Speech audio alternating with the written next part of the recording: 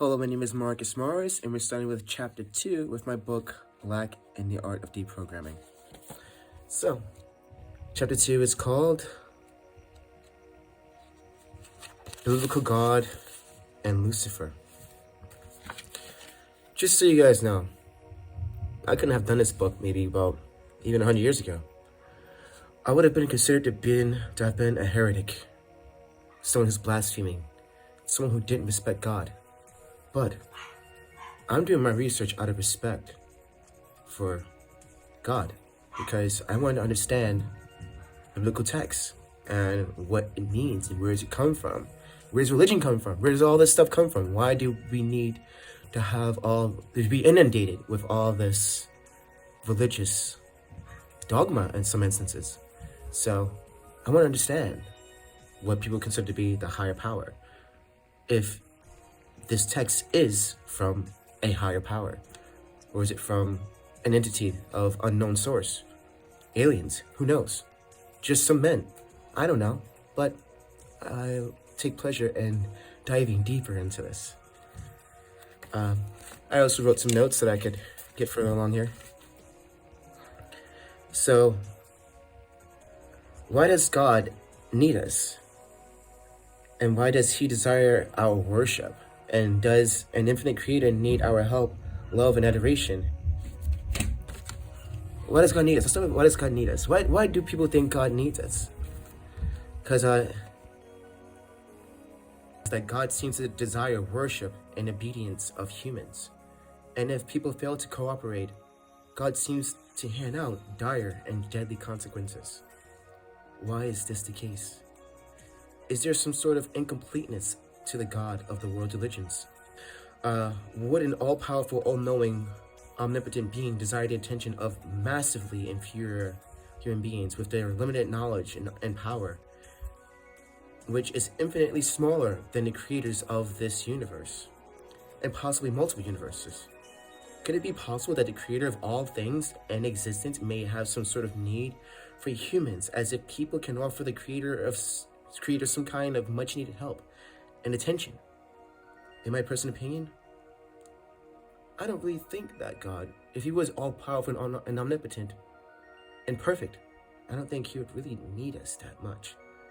Because to be perfect is to literally be whole in oneself. You wouldn't have some part of it missing. You wouldn't have that lack that you would use humans to fill up. I would like you guys to, add some questions in the comment section questions you may have in the comment section that, that you may have to further, drive this conversation along. The next point is, humans seem to be controlled as something more relatable to a commodity rather than an emotional being. God regularly kills his creation and demands sacrifice. So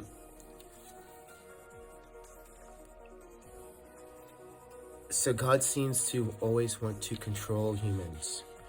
Like we have to worship him and sacrifice a lamb for him, or sacrifice a child.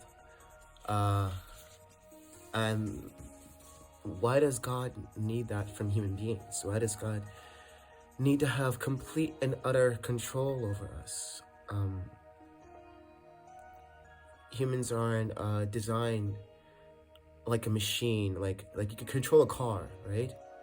A car, you can steer, you can press the pedal, and you have complete and total control over that vehicle, because it is a machine. But humans aren't a machine. So why does God seem to want to drive us like machines? Like when people disobey, you may possibly die. You may be eliminated in a form of genocide because of God's wrath and anger. There may be many examples of God destroying human beings when they do not act under his will.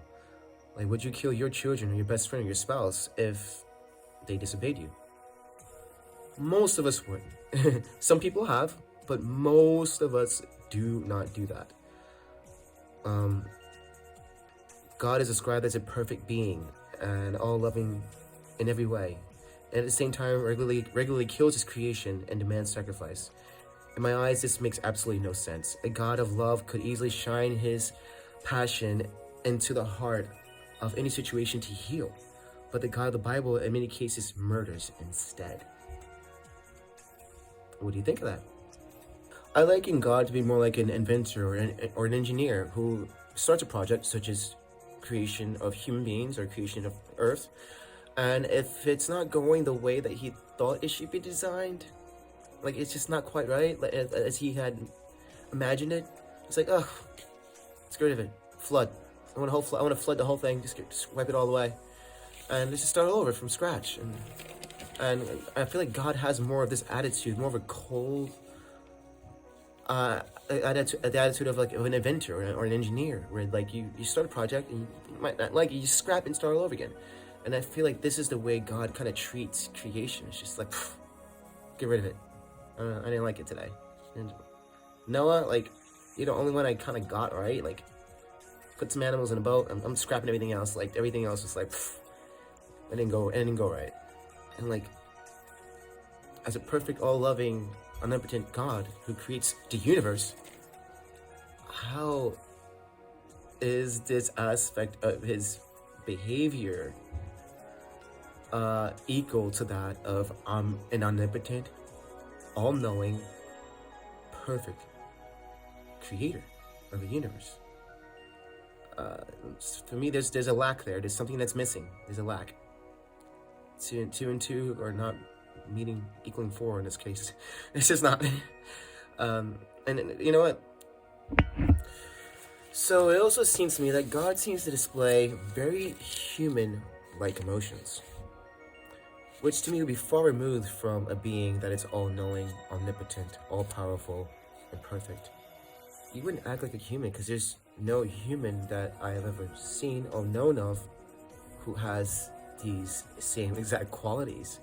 If your qualities were, let's say, many levels above an average human, then your behavior would be far outside of that of your average human, which would display the perfections, omnipotence, and all-powerfulness that you are beholden to.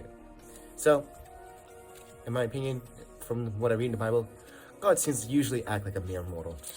Alright, so the next part here, the Gnostics and Zoroastrians believe that God of the Bible is maybe an imposter or demiurge. In the Zoroastrian religion, that they call the imposter god Deprogramming. He's equivalent to like the Christian devil. I'm not saying that God is the devil per se, but he a lot of times he displays the same qualities when it comes to his homicidal tendencies, jealousy, and wrath and rage, of something akin to the Zoroastrian Deprogramming. Deprogramming attempted to trap. He's a secondary god who was like the child of Sophia, who attempted to trap light and darkness and ignorance. So let's just say our soul is light, right? And our bodies are that of matter, which could, in a way, be darkness. And our matter doesn't have memory from our time spent in the light world, so that is ignorance. So I'm just trying to draw some parallels here. You don't necessarily have to agree with me. This is taken to be the true evil act rather than Adam and Eve's disobedience in the Garden of Eden. The Manichaean Gnostics saw Jesus as Lucifer, who told Adam and Eve to disobey in the garden so they could gain the knowledge of right and wrong, knowledge of morality, knowledge of life and death. So what do you guys think of that? Do you think Jesus could have possibly been the serpent in the Garden of Eden who put them together, who will actually pose the question, would you guys like to eat from the tree of knowledge of good and evil, so that you may know the difference between right and wrong? between life and death, morality, you will not be steeped in ignorance, because it seems like they were trapped in a state of ignorance because they didn't even know that they were naked. They had no idea what was knowledge.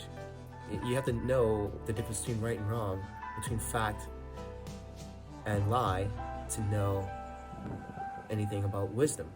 To have knowledge, you have to be able to discern facts. So it seems like what they were asked to do was to eat of the tree of knowledge of good and evil, so that they could discern facts and come up with their own opinion, and also be given free will. Because without the knowing of facts, of fact-based information as opposed to opinion or emotion-based information, you cannot even have free will. So you have to have discernment to be able to have free will. So this could be a reason why the Manichaean Gnostic text said that the serpent in the Garden of Eden may have been Jesus himself. Not my opinion, I'm just a messenger. Do not kill the messenger. I just ask questions freely, like we're always meant to do, based on a little bit of research that I did in ancient texts. Hope you enjoyed this episode. I'll see you in the next one. Let me know if you have any questions in the comment section. Talk to you soon.